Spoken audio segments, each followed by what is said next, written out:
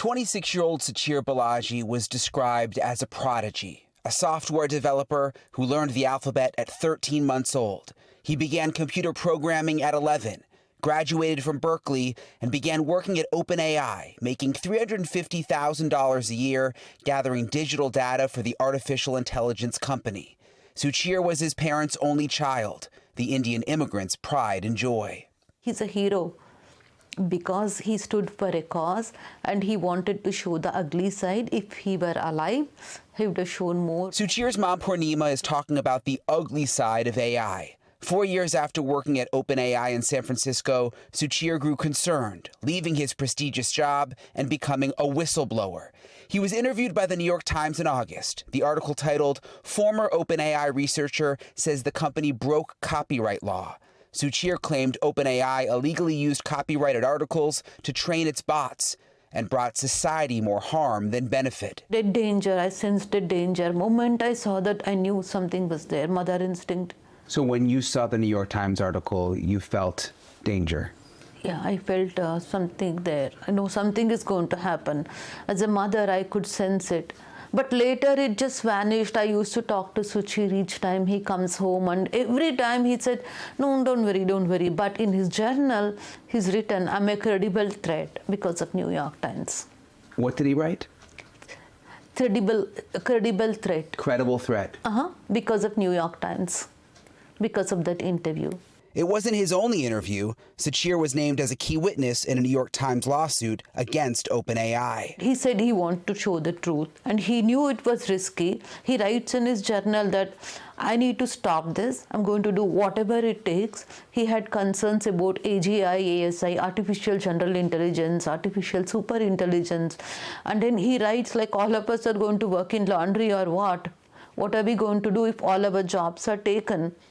Right? If the intelligence is more than human intelligence, this AGI or ASI, will it become God, he's asking. And he wrote out all the consequences of it in his journal. Did you know that he was so concerned at the time? No. He kept it to himself? He was like that from the beginning, very secretive. 1 month after the New York Times article came out, Suchir, the child prodigy, computer genius turned whistleblower, was dead. NewsNation obtaining these photos from inside his apartment. A gruesome scene with blood puddles near the bathroom. Suicide is the official cause of death. Suchir found dead right as he was supposed to do another interview. Do you believe it was a suicide based on what you've seen? I don't. I don't believe it was a suicide based on what I've seen. Attorney Kevin Rooney is representing Suchir's family, who is now suing the city of San Francisco. They've hired private experts and are making the case why the city's suicide ruling is wrong.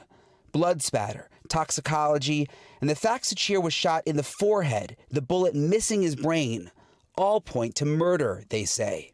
You think about, shooting at the side of the head, straight through the brain or through the mouth, or even underneath the chin.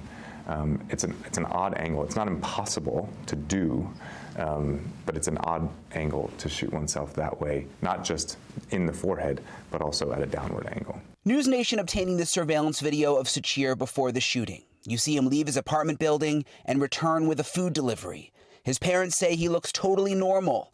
They believe he had a gun for protection, buying it around the time he stopped working for OpenAI. He bought a gun 1 year before. That shows there is some threat he's perceiving, and he wants to protect himself. Suchir's parents are still renting his apartment here in San Francisco. They're hoping that if they keep it totally secure, at some point, police will want to go back inside to investigate. But so far, police are sticking with their suicide ruling. In a letter to the family, the police chief says there were no signs of forced entry to the single door leading into the residence, and the door was found with the deadbolt engaged. And the facts support that Mr. Balaji was alone at the time of the incident. But Suchir's parents believe he was murdered because he knew too much and are hoping federal law enforcement will get involved. Do you want the feds to get involved at this point? And what would you say to the new Attorney General, the new FBI director?